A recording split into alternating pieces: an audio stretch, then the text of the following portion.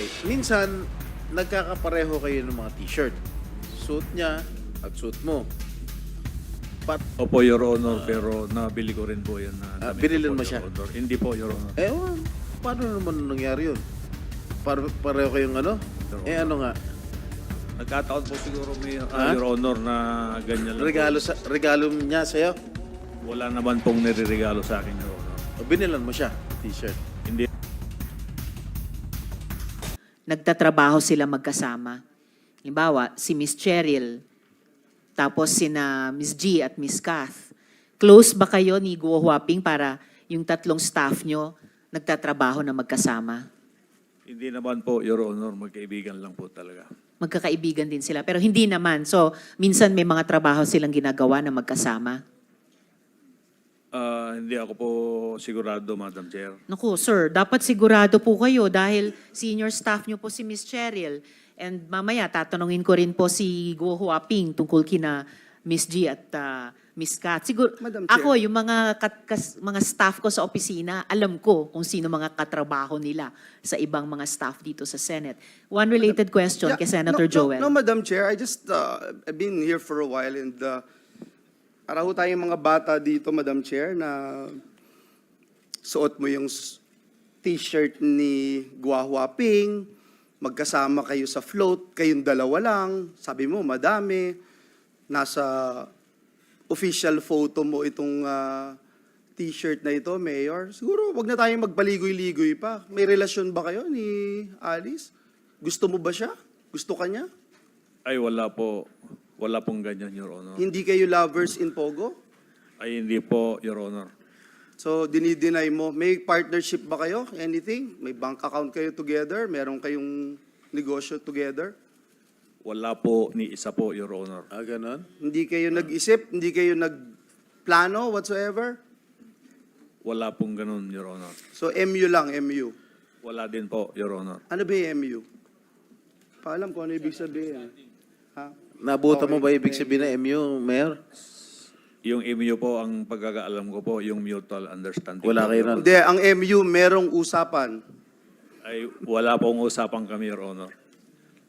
Salamat, Senator Joel. Madam Actually, marami akong tanong mamaya tungkol sa mga negosyo. Hindi po ako naniniwalang wala kayong negosyo. One Madam related question sa SP Pro Tempore. Tungkol doon sa t-shirt, di ba lagi mo suot yung t-shirt ni Alice sa mga birthday mo, sa lahat mga iba't ibang events. Correct? Mayor. Suot ko lang po yan po nung pantulog ko po, Your Honor. Okay. Minsan, nagkakapareho kayo ng mga t-shirt. Suit niya at suit mo. Parang merong his and hers o couple shirt kung tawagin. Tama? Hindi naman po, Your Hindi. Honor. O din, papapakita ko lang sa'yo. O to. O. Di ba? Pareho? Opo, Your Honor, pero nabili ko rin po yan na damit binilin ko po, mo Your siya? Honor. Hindi po, Your Honor. Paano naman nangyari yun? Pareho kayong ano? Hindi ko naman po siya piling ibili, Your Honor. Ano nga? Nagkataon po siguro may Your Honor na ganyan lang Regalo niya sa'yo?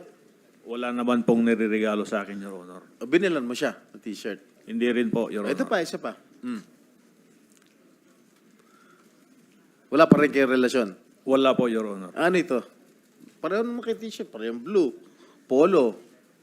Your Honor, marami naman pong magkakaparehas pong Ganun. gamit, Your Honor. Ayaw pa rin talaga umamin na nagkataon lang Wala naman po kaming relasyon, Your Honor. talaga. Sige, mamaya ipoprove ko talaga na meron talaga kayong relasyon. Gusto mo ngayon, pagpatuloy ka lang, nakakayala kay Madam Chair. Marami pa siyang katanungan sa'yo. Pero ayaw pa rin umamin, ha? Opo, Your Honor, hindi naman po talaga. Wala naman po kaming relasyon. O, Alice Go. Ikaw ba bumili ng t-shirt para sa kanya? O siya nagregalo sa'yo? Ha? Yung mic po, Ms. Guo Huaping, isang sagot dun sa tanong ni SP Pro Tempore. Hindi po. Ano yun, nagkataon lang, pareho kayo. Pareho kayong t-shirt. Ha? Hindi ko nga po alam may ganun picture po eh. Ano? Hindi ko po alam na may ganun picture po. Nakasmile ka pa eh. Oh, pareho. Siguro campaign shirt, uniforme nyo to, kung saan. Ayaw nyo pa rin umamin. Sige, Madam Chair. Salamat, SP Pro Tempore. Huling tanong ko, Mayor, dun sa mga naunang photo, no? Yung pagsuot ng t-shirt ng isa't isa, may couple shirts, yung pagpunta nyo sa Victory Caravan ng isa't isa. Close enough ba kayo ni Guo Huaping na mapapirma yung kinakilalang kapatid o kamag-anak niya dun sa mga joint businesses ninyo? Ano pong close po yun, Madam Yun Chair? po, close enough ba kayo na may mga joint businesses na inyong dalawa na ang pumipirma sa papeles ay si Sheila Guo? Ay wala po, Your Honor. Wala pa rin. Okay po. Actually, Mayor, sa totoo lang, kasi yung mga naunang tanong namin, isa sa pinakasimpleng sagutin ng totoo sana. And actually, wala po akong pakialam kung meron man kayong romantic relationship. Wala po akong pakialam doon. We are interested in the possibility of your criminal relationship. Kaya inuna na namin yung mga tanong na ang dali sanang sagutin ng totoo sa mga litratong iyon. Ang pinaka-interest ko po ay kung may sabuatan kayong dalawa para sa kadiliman at kasamaan. I want to explain my keen interest in your relations with Guo Huaping. At ipapakita ko ngayon ng ito, ang affidavit na ito. Okay? And for the record, we are flashing this with the consent of his lawyer, no? Yung affiant.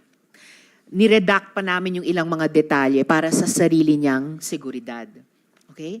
Ayon dito po, Mayor, sa affidavit na ito, yung staff ninyo ang nag-arrange ng notaryo ni Alice Guo o Guo Huaping sa petsa na wala na siya dito sa Pilipinas. Ha? Mamaya po babalikan ko pa yung affidavit na iyan. Pero dun muna tayo sa inyong business relationship. Basahin ko lang yung ilang bahagi ng affidavit kung mabasa ko. Medyo maliit. Pwede bang lakihan natin? Okay, ayon sa affidavit na ito, on or around January of 2024,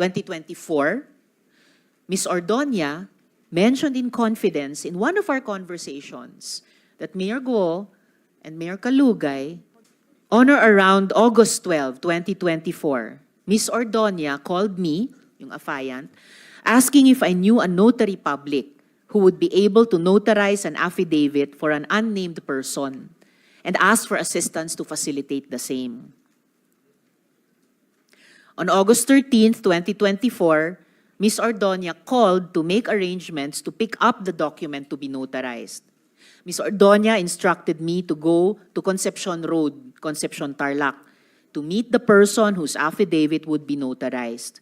She also gave me the number of a certain Kath to coordinate with. On August 14, 2024, I arrived at the meeting place at around 8:30 a.m. At around 11:15 a.m., I received a call from Kath to inform me that a certain G will bring the document to me. At around 11:30 a.m., G handed the document to me, and I learned that the name of the affiant is Alice Leal Guo.